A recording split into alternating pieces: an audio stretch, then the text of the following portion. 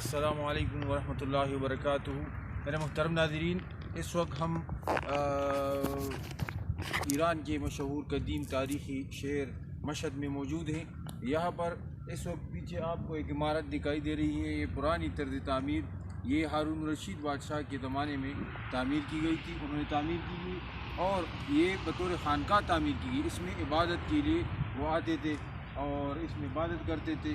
تو یہ ایک قدیم تاریخی ورثہ ہے جو عباسی دور حکومت میں بادشاہ ہارون الرشید نے تعمیر کیا تھا۔